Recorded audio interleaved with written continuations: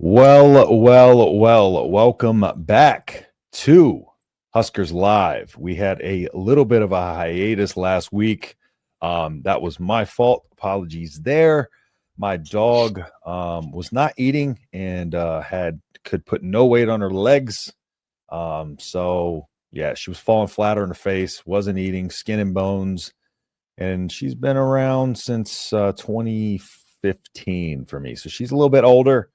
And had to get her taken care of. $600 later, I found out she has really bad arthritis and fell and hurt it. And so she's getting treated for that. So that is why we couldn't do it on Tuesday. And then scheduling conflicts, couldn't do it during the week. So we are back, but we got a packed show for you. That is the best part about today's show. It is jam-packed with a lot of stuff. I don't even know why my background is not up here. You know what I'm saying? Like, this is a professional show that we're doing here. There we go. It's supposed to be a professional show that we're doing here. I didn't pull my background. I was like, something looks off about this. But we had the March Madness tournament end. And more importantly, Nebraska are the kings of college basketball. Let's just be honest. We're the only ones with the crown. We're the only ones with the crown. So I don't care what anybody else says. I don't care what anybody cares about that other tournament that happened. That was boring the whole way through. Music Society was very boring. But we did have a tournament bracket challenge, and unfortunately, me and Brian kind of got hosed last night. That was awful. If Houston would have won, me and him would have finished 1 and 2 in the bracket challenge, but we would have given the prize to third place anyways. But seeing as the officials kind of didn't want Houston to be able to play defense at the towards the midway through the second half, they kind of took all the momentum away. So let's go ahead and announce our winner of that. And I believe it was, JR's, let's see, trying to remember the name of it. Husker Power JJRs. So if anybody in here is Husker Power JJRs, go ahead and DM me on X, _H-Town Husker. So that way I can get your $50 gift card out to you for winning that. So congratulations on that. Again, we got kind of hosed there. Houston did. So I'm a little upset about that. But let's go ahead and let's talk about Nebraska's little run there. Why don't we? So I'm going to get in some of the comments real quick here. So hello, all. Finally made a show. Been a bit trying to stick around for a bit this evening. Go Big Red. The basketball championship was. It was very fun to watch. That is very fun to watch. Hit that like button. I appreciate you. Yeah. If you are in here, please drop a like on the show. It really, really helps me out. What's going on, Justin? I appreciate you hopping in here. Is that Justin's there? I see JR. So I was wondering. I thought that was him, but I could be wrong. What's going on, Minnie? I appreciate you hopping in here. As always, Minnie, you can see her over at Coronation on Mondays. Good show over there. I bailed one time. Apologies, Minnie. Again on that. Had to work late at work, and I got off super late. So I owe her one on that. So y'all go over there, check out that. Got to take care of our fur babies 100%. You know that. Nebraska winning the crown tournament makes the 69 best college basketball team, but number one in my heart. But 69. I mean, what's better? 69th or first? Probably 69th. I'll say 300K for the winning. I don't think Florida got 300K. No, not at all. They got one of those dinky little national championship trophies. I'm here for 30 minutes before I got to catch my LSU game. Go Big Red. Appreciate you hopping in here. Never mind me. Yes, that is my bracket. All right, Justin. Go ahead and DM me on X or in that little chat we got. I think I'm still in it. And I'll get your $50 gift card out to you for winning that. So good job on that, man. Congratulations. Go Big Red. Crown champs and getting Lawrence back. Solid week. Yeah, let's go ahead and dive into the Nebraska basketball. So why don't you go ahead and take it away for me? Give the audience your breakdown of the game and a little play-by-play. What happened?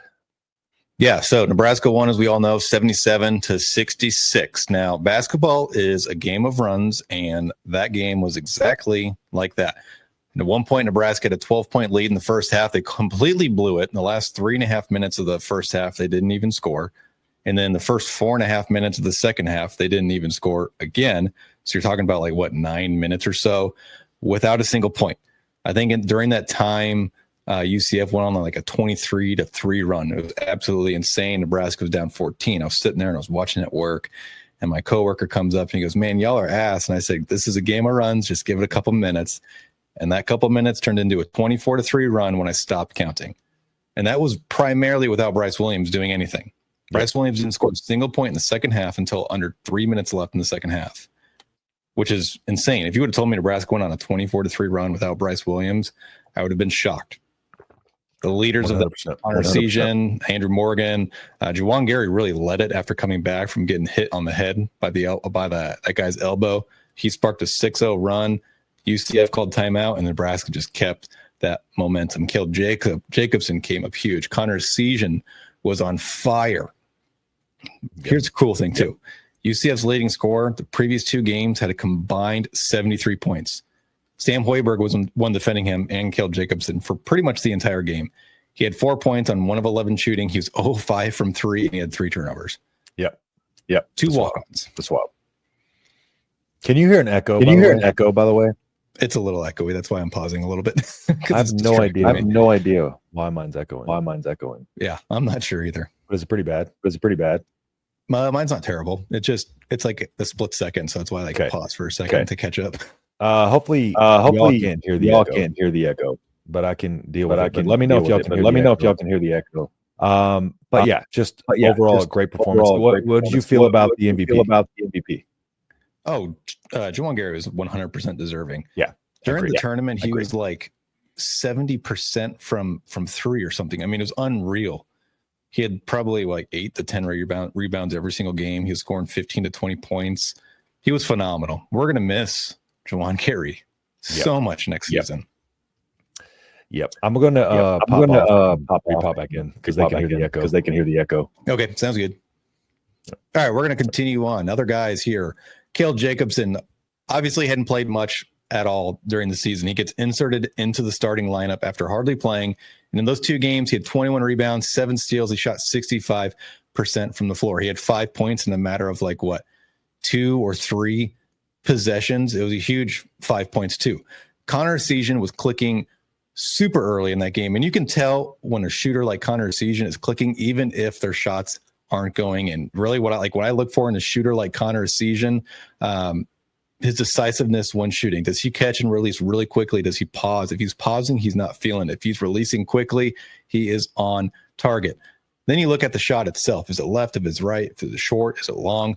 Most of his early shots were long, but they were right down the middle. So I knew he was going to be just a matter of time for Connor Season before he eventually got things going. He had 21 points in only 27 minutes of action. And like I said, Juwan Gary, phenomenal game. Really a phenomenal tournament. Junkyard dog.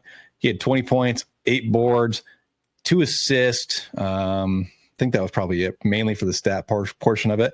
But the hustle plays that a guy like Gary or a guy like Hoiberg or a guy like Jacobson make, those are the plays that win you a crown championship, or they win you games just in general. Having that extra effort that you put in. I'd say Juwan was probably the heart of the team. No question in my mind about it. I don't know what your thoughts are about it, but we're going to miss Gary quite a bit. And then Bryce was Bryce. He's the best player in the Big Ten, arguably, in my opinion. He's got such a smooth shot. His game is so effortless. It's like when you watch Bryce play, it looks like he's not even trying. And that's really like a testament to an elite player when it looks so effortless. They don't even break a sweat. That's just a sign of an elite player. He had 21 points. He had 15 of those in the first half. He had 7 points that were in the final 2 minutes where he iced the game at the free throw line. In fact, the free throws were the only points he made the entire second half. 4 boards to go along with 3 assists. And that pretty much wraps up kind of how that game went for Nebraska in the Crown Championship.